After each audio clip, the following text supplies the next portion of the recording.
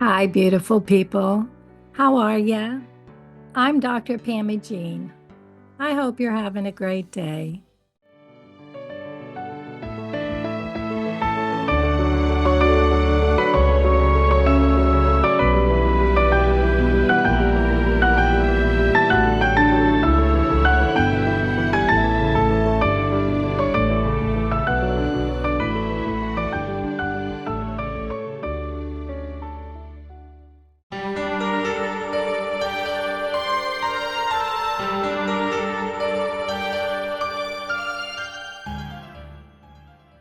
Did you watch my last video last Friday? That came from my heart. Do you think I'm wasting my time? I just feel like I'm not getting anywhere, but it's just slow and steady and as far as growth. But I feel like I have things to still share with you all, so I'm going to keep pushing forward, and you all let me know if it's time to stop.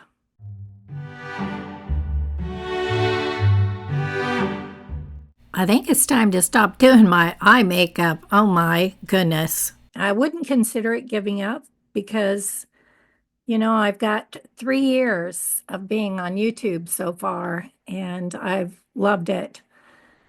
So if we need to just keep pushing on to share the message, then that's what we'll do. And if it's time to stop, that's what we'll do too.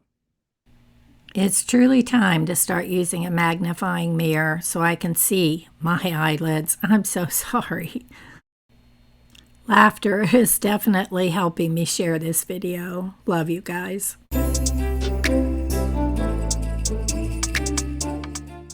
Fibromyalgia is a chronic, widespread, musculoskeletal, nociplastic pain condition with sleep issues, stiffness, fatigue, memory issues, and mood issues, with features of disordered sensory processing like sensitivity to light and sound, and overlapping conditions such as TMJ, irritable bowel, GERD, ME/CFS, POTS, anxiety, and more. They're all common, but there are so many more overlapping conditions that are common as well. I've done a few videos on some of them. Today, we're discussing low mood in fibromyalgia. Even as a psychologist, this topic feels like taboo. Mood events are very personal and make us feel like no one cares if we're sad. I think it's important to tell the people around you how we're feeling, that we're sad, that it's not them, it's us. My sadness comes out of nowhere sometimes. And thankfully, it doesn't happen often. I mean, before fibro, I was called, a little crazy because I was always happy and always bouncing around and bubbly. And I'm still that way most of the time. My sadness isn't related to specific events usually, although I can easily say, oh, it's because of this or it's because of that, but it isn't normally. But remember, we're all different. So how I process my emotions may be different than how you process your emotions. I just would like to share with you today what's happening with me here recently. And it's probably why I felt the need to do that last video. I don't have major depressive disorder, MDD. That can last for months or at a minimum a couple of weeks, whereas mood swings are temporary emotional fluctuations. So let's discuss mood swings today. Here we go.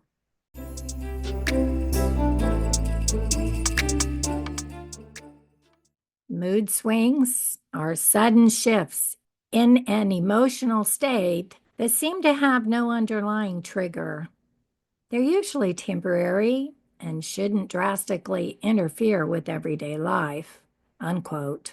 Anyone with mood swings will probably tell you that they do, in fact, interfere with everyday life because even the slightest low mood can sometimes cause our family to wonder if something's terribly wrong or if they've done something wrong. It's true that mood swings involve feelings of depressed mood, but since it's usually temporary, there is light at the end of the tunnel. That's not the case when you're working through a chronic depressive condition. So if your low mood, lasts more than 2 weeks, then it's best to talk to your doctor because chronic feelings of helplessness and uselessness may be more than a symptom of unbalanced hormones or what's happening in fibromyalgia. Clinical depression is not a symptom of menopause or just a mood swing and should be addressed by a professional. Since it's a symptom of fibromyalgia for some, it should never be dismissed. With that said, this discussion regards the temporary mood swings women with fibromyalgia experience, including those who are perimenopausal, in menopause, or postmenopausal. Anyone with fibro can have mood swings, though, from time to time, for no apparent reason. Over the last 17 years of living with fibromyalgia, I have had periods when my pain was very little, and then I'd have periods when it was horrific. These periods are different from having a flare. When my stress is low, I'm better most of the time. But stress is subjective, is it not? When I feel stress, you may not, but stress is not always the cause of low mood. So we have to take that into consideration.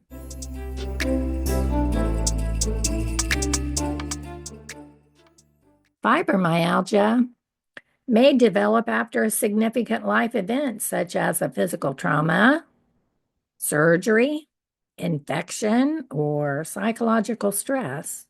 But in other cases, symptoms gradually accumulate over time with no single triggering event. That was my situation. There were multiple things that occurred over my lifetime, finally becoming fibromyalgia after some pretty stressful situations. Tension headaches, TMJ, IBS, anxiety, and depression are often overlapping conditions with fibro. Fibro is not a psychological condition, but genetics, infections, or physical or emotional events can create a storm and lead to chronic pain. Females, a family history of fibromyalgia, or people with other disorders like osteoarthritis, RA, or lupus are more likely to develop fibromyalgia.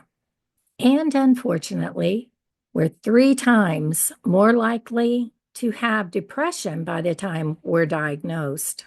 Pain is depressing. So, depression isn't the cause of fibromyalgia, but it is considered a symptom. For those of us with fibromyalgia, the disease can have an impact on our emotional well-being, often causing mood swings. But tie that into those of us who are going through perimenopause, menopause, or postmenopause, and you're double whammied. And for those of us who get mood swings, it adds to our pain. For me, it can be a change in weather or lack of sleep or something like that that can lead to low mood because those things can add to my pain experience. But that's not always the case. I woke up on Sunday morning feeling down. Nothing had occurred the night before. It's just how I woke up. And it took me several days to get through that. It was raining that day, so the rain, perhaps through the night. I mean, we know that rain can cause our pain to be more, give us more muscular aches, and just make us more stiff. So perhaps that was it. You would think that being in church that morning, hearing the word of God, which I love hearing the word of God, I still couldn't shake my feelings. I am grateful that mood swings don't last for more than a few days because they can accelerate our fatigue. Worry and nerves don't help either, but there are ways to accelerate our healing.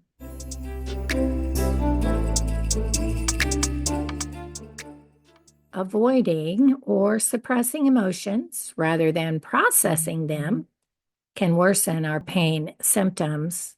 Overall, the inability to effectively regulate and process emotions can significantly impact the severity of pain in fibromyalgia. Besides exercise, diet, and possibly hormone replacement, there are other ways to manage mood swings, so let's look at those. I think one of the most important things that we can do is to learn emotion regulation. It's not easy and it takes commitment, but it can be learned. In emotion regulation and the difficulties thereof, there are two thoughts: emotional rejection, which is not accepting uncomfortable emotions. No, we can't ignore how we feel. It hurts sometimes to feel what we're feeling, but feelings need to be felt. And life interference, that's difficulty concentrating or performing tasks when experiencing negative emotions. Beautiful people, if we are feeling our feelings, then we can perform tasks more willingly. Emotional rejection and life interference are linked to greater pain and severity. We call this emotional dysregulation. Fibro patients who struggle to manage their emotions effectively tend to experience more intense pain. Strategies like emotional suppression can lead to higher levels of pain. This is called avoidance or emotional avoidance. You probably heard of those terms. Avoiding or suppressing emotions rather than processing them can worsen pain symptoms. So we hear a theme here, right? We need to feel what we feel. Overall, the inability to effectively regulate and process emotions can significantly impact the severity of pain in fibromyalgia patients.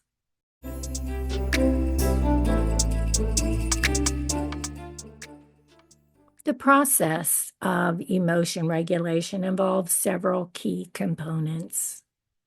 Number one, awareness and understanding of emotions. So we need to recognize and be aware of our emotional states. Number two, emotional acceptance.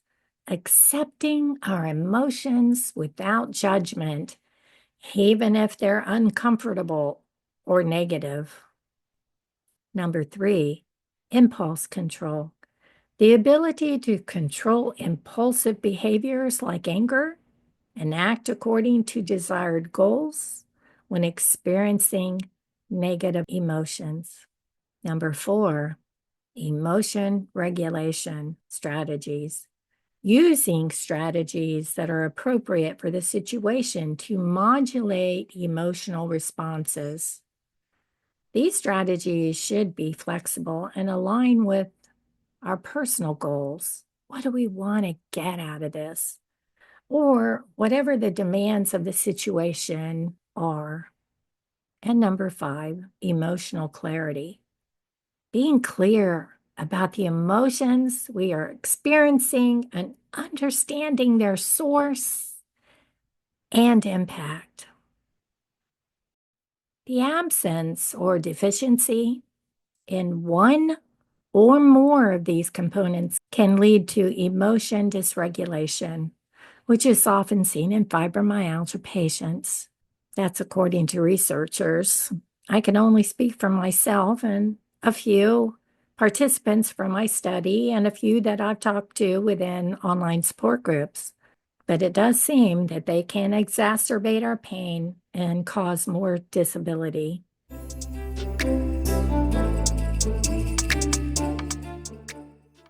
What's the bottom line then? Learn the key components of emotion regulation. Be aware of our emotions, accept them, control impulsive behaviors, learn to regulate emotions, and be clear on what we're experiencing. Examples of emotion regulation strategies can involve either increasing positive emotion, decreasing negative emotion, or both. It can be considered a type of coping mechanism, as in stressful events. We can use mindfulness strategies. I love that. Use acceptance strategies. I think that's something I've kind of forgotten about. That's how I got better before. And you're going to hear people say, "Well, accept that you're in pain." Yes, my lovely people, we need to accept this is where we are. This is what we're doing. And only then can we move forward. Using our memory to recall positive words forces our brain to activate the regions associated with those words, such as specific words that, like I might choose, would be beautiful, adore, achieve, and cheerful. Those words have meaning to me. You might need to explore other positive words to help you. So the goal would be to memorize those words. There's just 4 of them, so that should be easy, right? Memorize them. And when I feel negative or I have a low mood, pop those words out of my memory, and that'll take practice, but it can be done. I think some people type them up and print them out, and they have them where they're handy so they can reach for them. Achieve. We can also distance ourselves from the situation to get a handle on it from afar. And that can help us get unstuck from the negative. Look at it from a distance. The way that maybe your spouse might look at it. In my own research study on the self-presentations of individuals with fibromyalgia, I learned that we can get stuck on the negative, and by reciting the positive, we're freed from the bondage of negativity. So, what's this got to do with low mood? Well, once we're stuck in a low mood situation, it's easy for our brain to focus on the negative all around us. I know because I've been there. So, today, let's set our minds on the positive. Seek acceptance of the situation, whatever we're in. Let's focus on positivity through words. It won't help us overnight, or maybe it will, but you can't give up. And beautiful people, we're in this together. I send you gentle hugs and support.